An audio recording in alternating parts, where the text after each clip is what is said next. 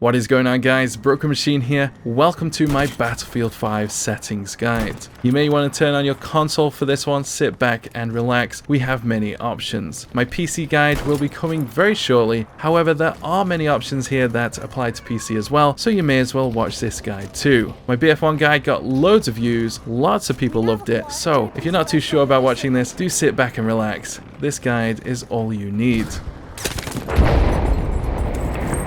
Let's begin with the controls here. Right at the top we have the invert vertical look option. I personally play on inverted, use whatever works for you. Below here we have the soldier aim sensitivity. I'd recommend somewhere between 30 and 50% for new players. It is exactly the same as BF1, however there does appear to be less input lag, so your sensitivity may feel a little faster. Do recommend you copy your BF1 settings over, however maybe drop it by 10%. It honestly does feel a little faster. Personally, I'm going to use 90% for now and switch it back up to 100 very shortly. Now, if you're not a seasoned veteran, I would not recommend changing your sensitivity very often. Do not make that mistake. Stick with one setting, get used to it, and if you decide later on it's too slow, up it by 10%, or if it's too fast, drop it by 10%. But do not make the mistake of constantly changing it. You will ruin your aim and your muscle memory.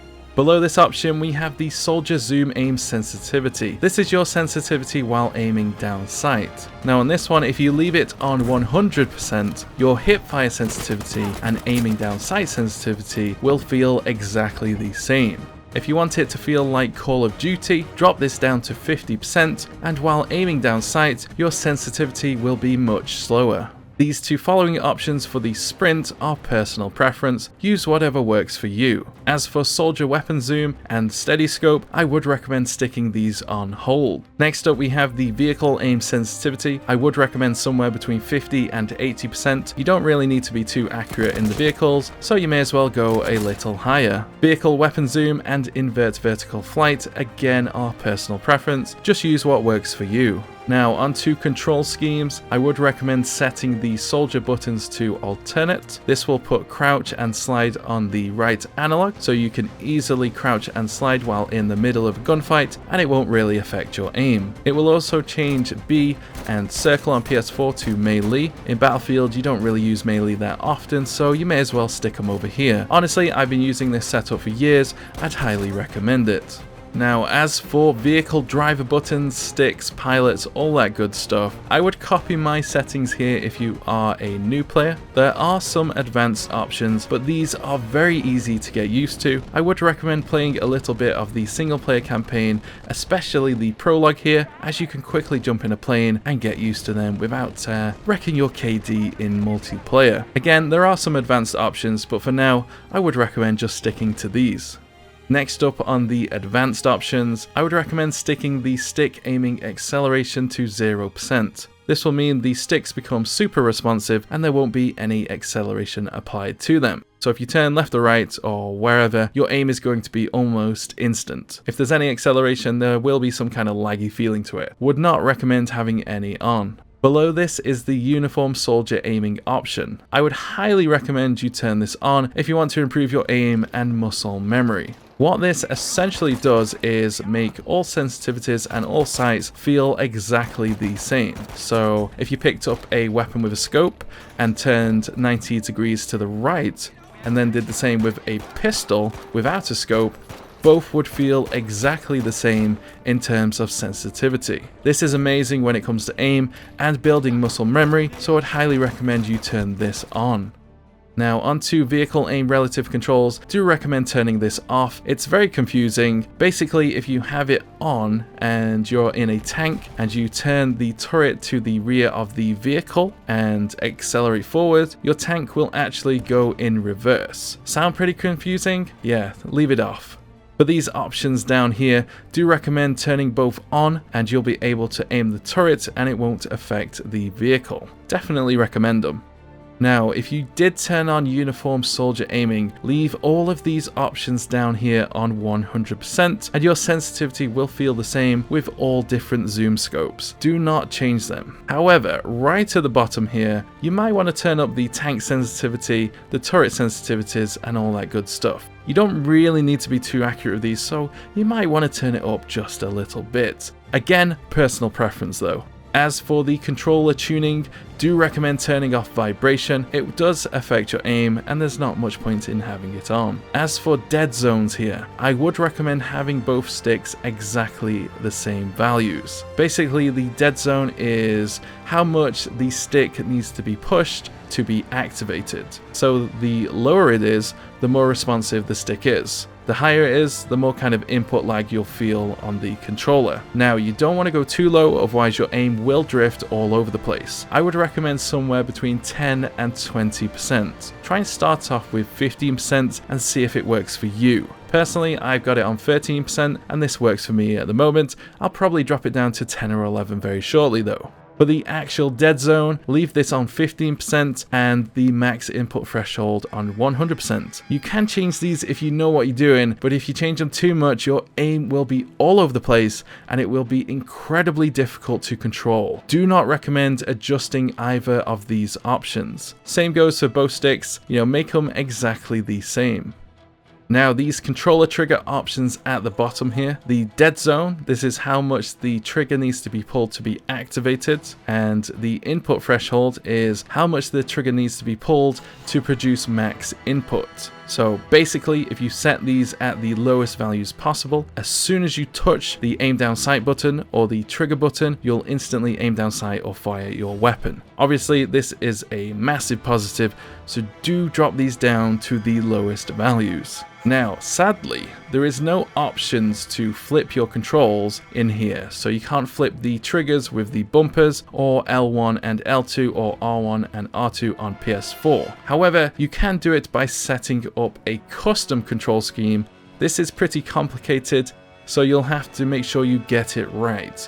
I would recommend having a play here if you do want to switch that. However, there is an easier option on PS4 and on Xbox if you have an Elite controller. If you're on PS4, you just have to go to the accessibility options and flip your buttons here. Highly recommend it. L1 and R1 are much easier to use and control. Highly recommend them. If you do have an Xbox Elite controller, you can do it in this menu over here. I'm sure they will add an option to flip the controls, but it's currently not. It's in the current build, sadly. Now onto gameplay. Show HUD. That's the HUD elements on your screen. Leave that on. HUD motion, personal preference, I kind of like it, so I'll leave it on.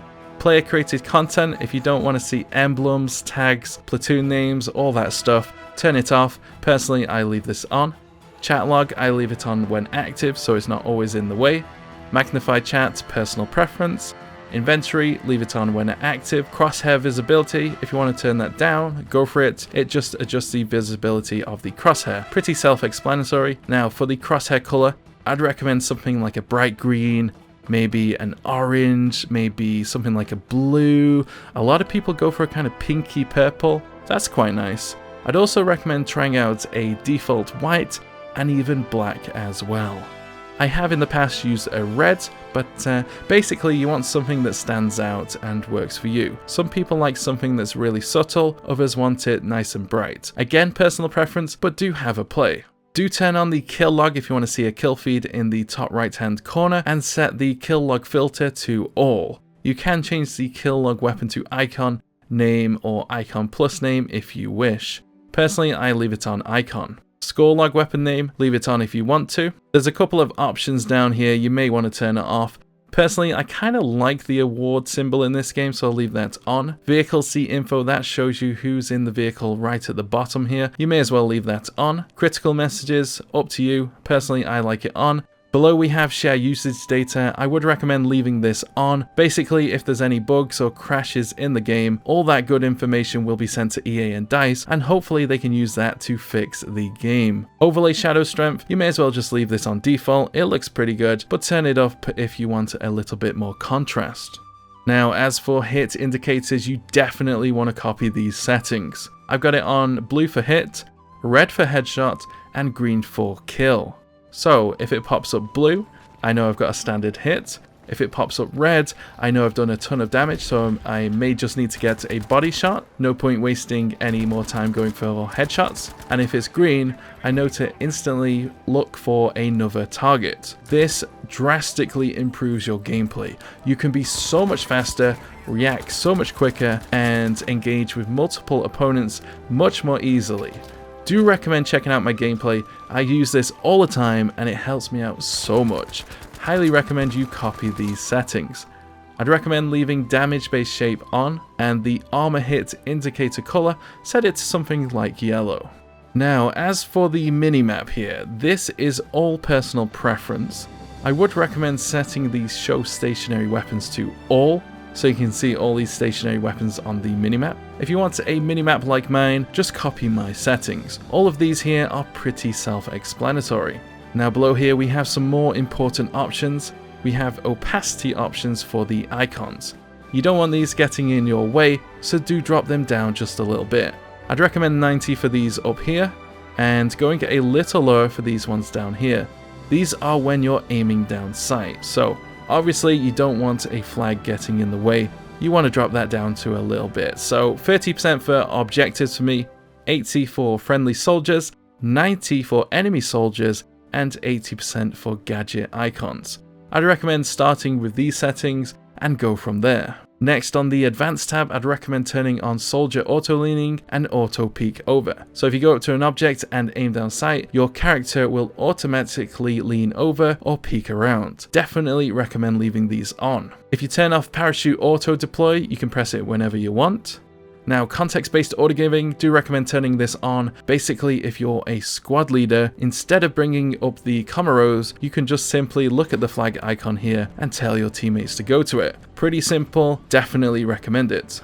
As for plane chase camera roll, do you want the camera to follow the plane or not? Up to you. Personally, I like it on. Now, aim assist options here. If you're a totally new player, new to the series, new to FPS games, you may want to stick auto rotation on. Basically, this will auto snap to a target if you're within a certain range when you aim down sight. Personally, I only use slowdown. This slows down your sensitivity when you are on target. If you really want to improve your aim, definitely turn off auto rotation. But again, if you're totally new, you may want to leave it on. It's not so powerful in this game, so don't be expecting any miracles. Personally, I like to leave the reload hint on just in case I forget, but as for the hint system, I leave it completely off. Now, this network performance graph here, if you're having network issues, turn this on, record the gameplay, and send it to DICE. You'll be able to see what's going on and see what's wrong.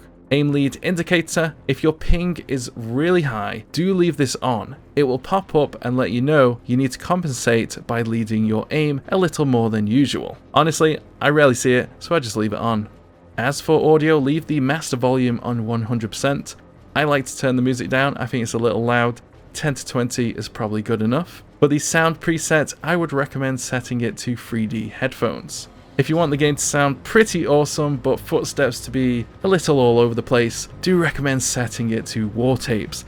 The game honestly sounds incredible. Announcer language is personal preference. I'd recommend leaving it on your language so you can tell what your teammates are saying. You might get callouts, you might reveal enemy locations, that kind of thing. In-game announcer, turn it on or off if you wish. Turn on VoIP if you want to speak to people in the game. If not, turn it off. And subtitles here are personal preference once again. As for video, I'd recommend brightness between 50 and 60%. Next, we have field of view. Basically, this is the observable world in front of you.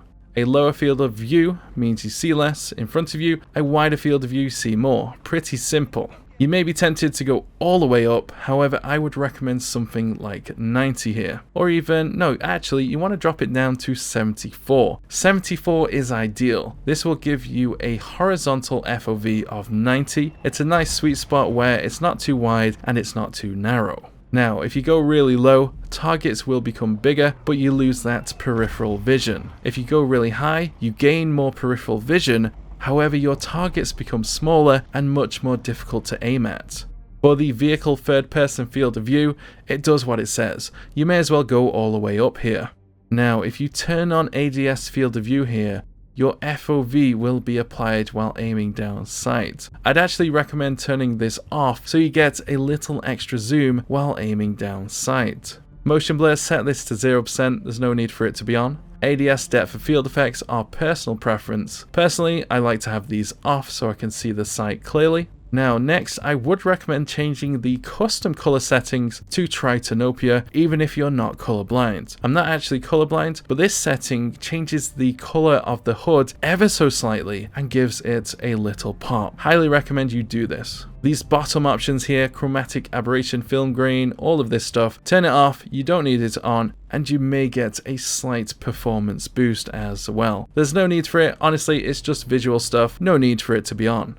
And that is my settings guide. I hope you guys have enjoyed it. Do drop a like if you did. Leave a comment below if you have any questions, and I'll see you guys in the next one. Don't forget guys, lots of tutorials and videos coming shortly, and I do stream almost every day here on YouTube.